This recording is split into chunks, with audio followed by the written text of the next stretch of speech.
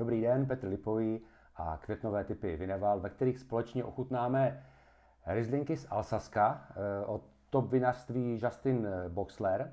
A ty Rieslingy si vlastně mezi sebou porovnáme, protože každé z nich je z trošku jiného terroir a s trochu jiným podložím.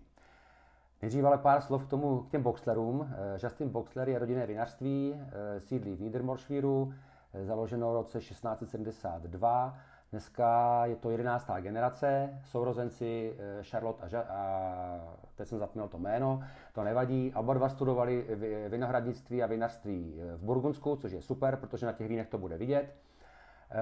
Navíc jejich strýc se jmenuje Albert Boxler a to je opravdu velké jméno. Dokonce se mi podařilo kdysi u něho na vinařství ochutnávat vína a dal nám ochutnat první víno, které udělal na začátku 70. let jeho otec, takže to bylo tenkrát jako velmi pěkné. Ale zpátky tady k těm. Je tam vidět ten vliv toho burgundského vinařství a vlastně i toho vinařství toho strýce. Všechno ta vína jsou čistá, krásně udělaná, precizně. To vinařství má nějakých 12 hektarů, všechno je to v biodynamice, nebo mají biocertifikát, biodynamické principy dodržují, biodiverzitu, minimální zásahy vlastně do všeho, co se dá. Ve vinařství, nebo respektive používají jenom ruční sběr. Když přivezou hrozny do vinařství, tak jenom tak jako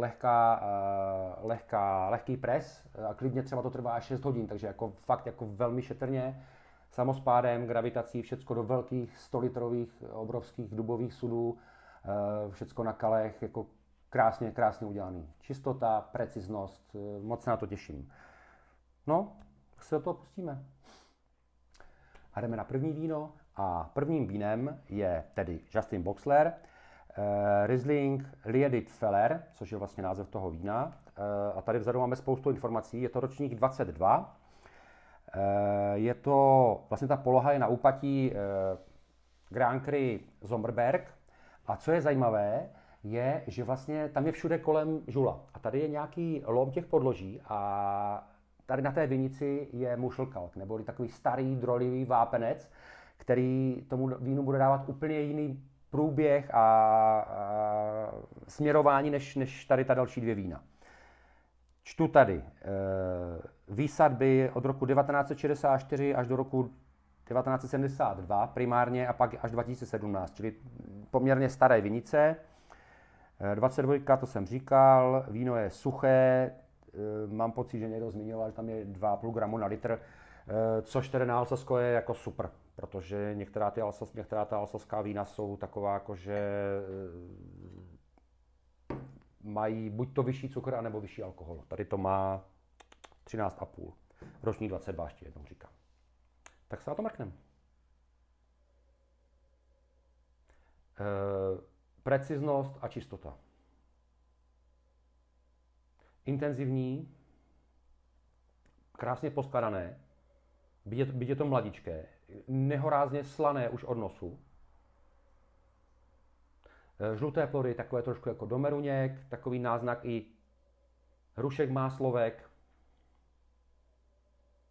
bylinky a ta sůl je nehorázná.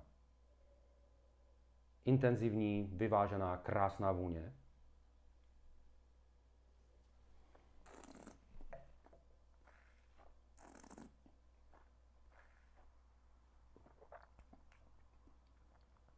Všechno to přenáší do chutí, všechno to navazuje.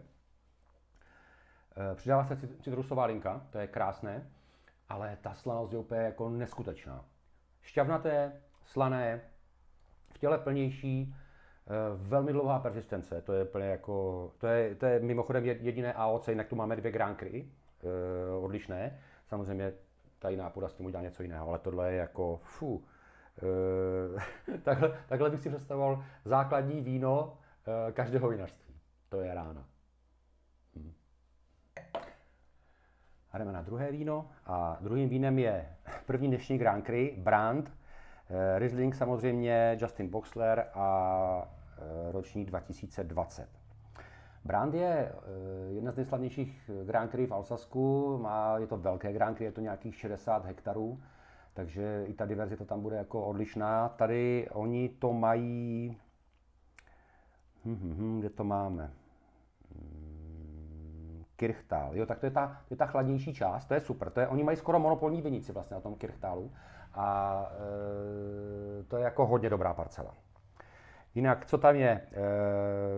Podloží je nějaká biotitová žula plus 2 různé druhy slídy. To znamená, že vlastně i to slunce se odráží od toho a je tam brutální teplo.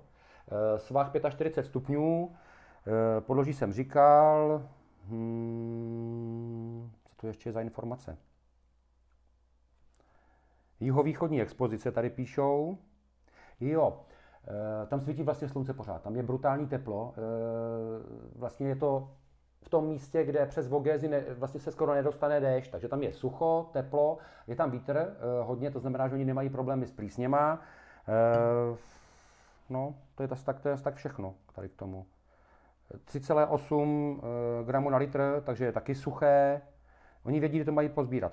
Tady vlastně u toho vína na tady tom pozemku je problém to, že jak tam je vedro, tak tam stačí jako pár hodin, když to nechytnete a nepozbíráte ty hrozny, tak se vám najednou rozsype kyselina, jako šťavratost s cukrem a budete to mít alkoholické, takže tam to je prostě fakt jako na hodiny v ten den sklizně. A to je jako jejich majsterštyk. Tak na to mrknem. Ta preciznost a čistota, to je ochranná známka tady na ty vína. Elegantní, intenzivní, plná vůně. Trošku žlutých plodů, ale spíš bílé plody, nějaké hrušky, možná i trocha plodů, tropických plodů. Bílé květy, hluchavka, takový jako lehoulinký náznak medu. A kvanta soli, to je prostě... To víno působí jako ve vůni takové přímé, přísné. Tak jak to chutná, uvidíme.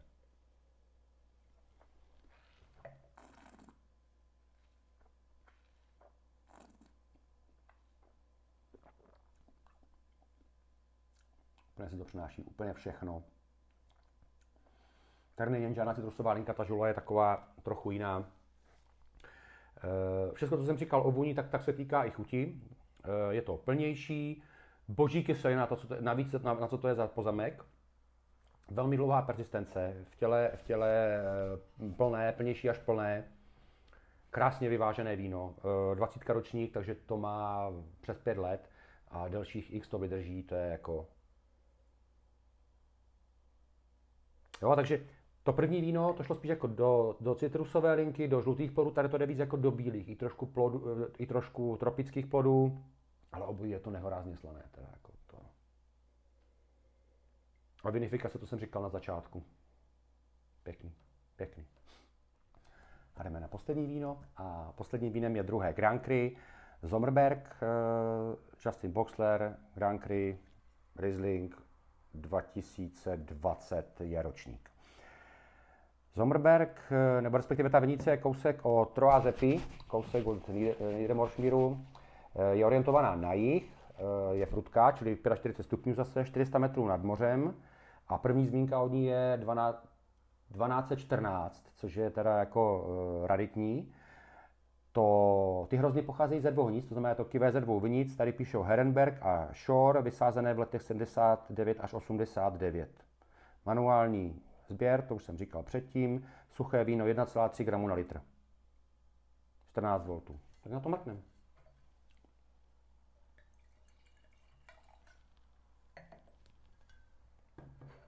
Sommerberg. Ten styl je úplně jasný, úplně nezaměnitelný, takový jako hodně přímý, přísný a přitom to víno ale je intenzivní a má objem, jo. Takže taky trošička žlutého, ale bílé plody, hrušky, bílé tropy,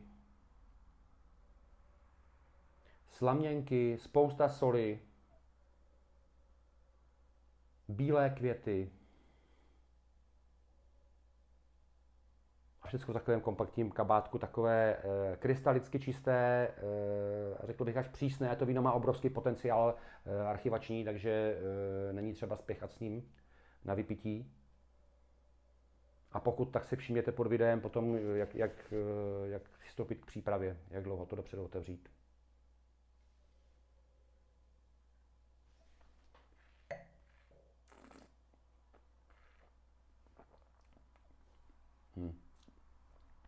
Chuť navazuje úplně všecko, tak když dostane ten balíček vůni, tak je to v chuti. Včetně té přísnosti, včetně té soli. Je to úžasně šťavnaté. Má to v těle trošičku menší objemnost než ten brand a je tam 1,3 gramu cukru zbytkového, takže je to ještě suší, než byl ten brand. Je to takové fakt jako přímé, přísné, na dlouhou tráť, kdy to údajně jako zjemní. Nevím, nepamatuju si, že bych tady to někdy pil třeba 20 leté, ale 20 let to určitě vydrží. Velmi dlouhá persistence, plnější v těle. Mě ohromně baví, jak to člověk ochutná a je to jako takové to ovoce a ty květy a je tam taková trošička medu a zároveň zatím přijde ta sůl. Ten med a ta sůl vytváří takovou jako zvláštní kombinaci, která úplně je jako přitažlivá na tom víně. A přitom je to extrémně dlouhý. To je krasavice.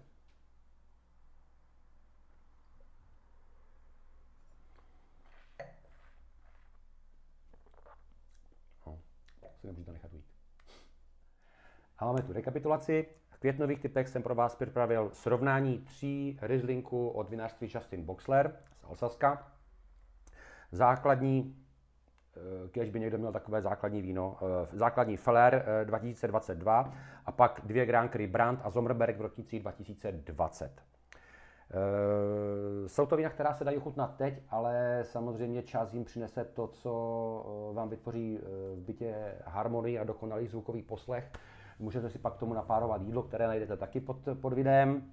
No a já se na vás budu těšit zase v červnu a uvidíme, co mi napadne.